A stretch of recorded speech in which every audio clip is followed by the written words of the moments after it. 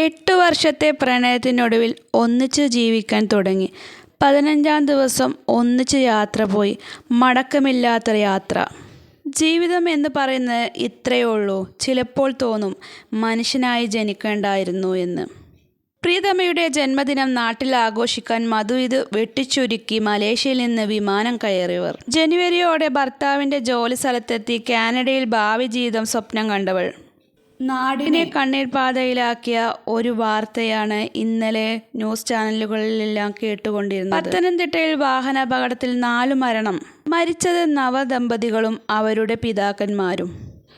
തിരുവനന്തപുരം വിമാനത്താവളത്തിൽ നിന്ന് മടങ്ങിയവരുടെ കാർ ശബരിമല തീർത്ഥാടകർ സഞ്ചരിച്ച ബസ്സിലേക്ക് ഇടിച്ചു കയറുകയായിരുന്നു. നവദമ്പതികൾ ഉൾപ്പെടെ ഒരു കുടുംബത്തെ 4 പേരാണ് മരിച്ചത്. തെലങ്കാന സ്വദേശികളുടെ ബസ്സുമായാണ് കൂട്ടിയിടിച്ചത്. കാറിലുണ്ടായിരുന്ന അനു ഒഴികെ മൂന്ന് പേരും സംഭവത്തിൽ സ്ഥലത്ത് തന്നെ മരിച്ചു. ആശുപത്രിയിലേക്ക് കൊണ്ടുപോകുന്ന വഴിയാണ് അനു മരിച്ചത്. വീട്ടിൽ 7 കിലോമീറ്റർ ആയിട്ടാണ് ഈ അപകടം നടന്നത്. നവംബർ 30-നായിരുന്നു നിഖിലിൻ്റെയും അനുവിൻ്റെയും വിവാഹം. 2 ദിവസം കഴിഞ്ഞ് മലേഷ്യയിലേക്ക് ഹണിമൂൺ ട്രിപ്പിന് പോയതായിരുന്നു ഇരുവരും. തിരുവനന്തപുരം വിമാനത്താവളത്തിൽ നിന്നും ഇരുവരും വരുന്നതിനിടെയായിരുന്നു അപകടം. കാർ ഓടിച്ചിരുന്ന ബിജു ഉറങ്ങിപ്പോയതാണ് എന്നാണ് അപകട കാരണമെന്ന് നിഗമനം. കാരണം അമിത വേഗത്തിൽ ബസ്സിലേക്ക് ഇടിച്ചു കയറുകയായിരുന്നു കാറ്. ബസ്സിൽ ഉണ്ടായവർ ഇങ്ങനെയാണ് പറഞ്ഞത്. വലിയ ശബ്ദം കേട്ട് ഓടിക്കൂടിയ സമീപവാസികളാണ് രക്ഷാപ്രവർത്തനം നടത്തിയത്. വിവരമറിഞ്ഞ് അഗ്നിസേനയും പോലീസുകാരും ഉടൻ സ്ഥലത്തെത്തി. രാവിലെ നടക്കാൻ പോകുന്നതും അതുപോലെ തന്നെ അടുത്തുള്ളവരും ശബ്ദം കേട്ടിട്ടൊക്കെയാണ് ഈ അപകടം തിരിച്ചറിഞ്ഞത്. അപകടം നടക്കുന്ന സമയത്ത് വലിയ ശബ്ദം കേട്ടുകൊണ്ടാണ് ആളുകൾ ഓടിയെത്തിയത്. കാറിലുണ്ടായിരുന്ന 3 പേരും അപ്പോൾ തന്നെ മരിച്ചിരുന്നു. ഒരു സ്ത്രീക്ക് അനക്കമുണ്ടായിരുന്നു, മറ്റുള്ളവർ അനക്കമുണ്ടായിരുന്നില്ല എന്നൊക്കെയാണ് അവിടുത്തെ നാട്ടുകാർ പറഞ്ഞത്. തിങ്കളാഴ്ച അനുവിൻ്റെ ജന്മദിനമാണ്. വിവാഹശേഷം ആദ്യ ജന്മദിനം നാട്ടിൽ ആഘോഷിക്കുക എന്നൊക്കെയാണ് ഇവർ പ്ലാൻ ചെയ്തിരുന്നത്. മധുവിധു 6 ദിവസത്തിൽ ഒതുക്കി അവർ മലേഷ്യയിൽ നിന്ന് വിമാനം കയറിയത്. ജന്മദിനം മാത്രമല്ല, ക്രിസ്മസും ന്യൂ ഇയറും എല്ലാം തൻ്റെ ജന്മനാട്ടിൽ ആകണമെന്ന് അവർ ആഗ്രഹിച്ചിരുന്നു. മോഹങ്ങളെല്ലാം ഒരു നിമിഷം ഈ അപകടത്തിൽ തകർന്നത്.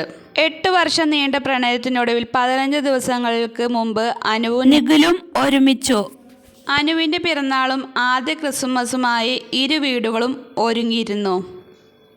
15 ദിവസങ്ങൾക്ക് മുമ്പ് വിവാഹം നടന്ന അതേ പള്ളിയിലായിരുന്നു അവസാന യാത്രയായി അവരെത്തും. കുട്ടിക്കാലം മുതൽ ഓടി നടന്ന പള്ളി. വിദേശത്തു നിന്നും ബന്ധുക്കൾ എത്തിയ ശേഷമായിരിക്കും ഇവരുടെ സംസ്കാരം.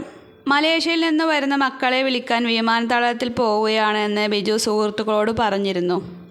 അങ്ങനെ നിഖിലിൻ്റെ പിതാവിനെ കൂട്ടിയാണ് മക്കളെ വിളിക്കാൻ ബിജു കാറോടിച്ചു പോയത്. പിറന്നാൾ ആഘോഷിക്കേണ്ട വീട്ടിലേക്ക് അവരെത്തും ചേതനയേറ്റ ശരീരവുമായി. കുറച്ച് ദിവസം മുമ്പ് വിവാഹം നടന്ന അതേ പള്ളിയിലേക്ക് അവരെത്തും. തൻ്റെ പ്രിയപ്പെട്ടവളെ കാനഡയിലേക്ക് കൊണ്ടുപോകാനായിരുന്നു നിഖിലിൻ്റെ പ്ലാൻ. പല സ്വപ്നങ്ങളും നെയ്തുകൂട്ടിയിട്ടായിരിക്കും ഇവർ മരണത്തിലേക്ക് യാത്രയായിട്ടുണ്ടാകുക. എത്രയോ വാഹന അപകടങ്ങൾ നമ്മുടെ ചുറ്റും നടന്നുകൊണ്ടിരിക്കുന്നു. കഴിഞ്ഞ ദിവസം 4 കുട്ടികളാണ് ഇതുപോലെ അപകടത്തിൽപ്പെട്ട് മരിച്ചത്. അങ്ങനെ എത്ര അപകടങ്ങൾ നമ്മുടെ കൺമുൻപിൽ കടന്നു പോകുന്നു. കുറച്ച് ദിവസം നമ്മൾ സങ്കടപ്പെടും, കരയൊക്കെ ചെയ്യും. പിന്നീട് നമ്മളത് ഒരു സമയം കഴിഞ്ഞാൽ പിന്നെ നമ്മൾ ആ അപകടങ്ങളൊക്കെ മറന്നിട്ടുണ്ടാവും. രാത്രി സമയങ്ങളിൽ വാഹനം ഓടിക്കുന്നവർ എന്തായാലും ഇങ്ങനെയുള്ള അപകടങ്ങളൊക്കെ ഒന്ന് ശ്രദ്ധിക്കുക. ഉറക്കം നമ്മുടെ ജീവനെടുക്കും. രാത്രി കാലങ്ങളിൽ യാത്ര ചെയ്യുമ്പോൾ നമ്മൾ കുറച്ച് നേരം വിശ്രമിച്ച ശേഷം നമ്മൾ യാത്ര ചെയ്യുന്ന സമയത്ത് നമുക്ക് കോട്ടുവായ വരുന്ന സമയമാണെങ്കിൽ കുറച്ച് നേരം വണ്ടി നിർത്തി ഒന്ന് റെസ്റ്റ് ചെയ്ത ശേഷം പോകുക.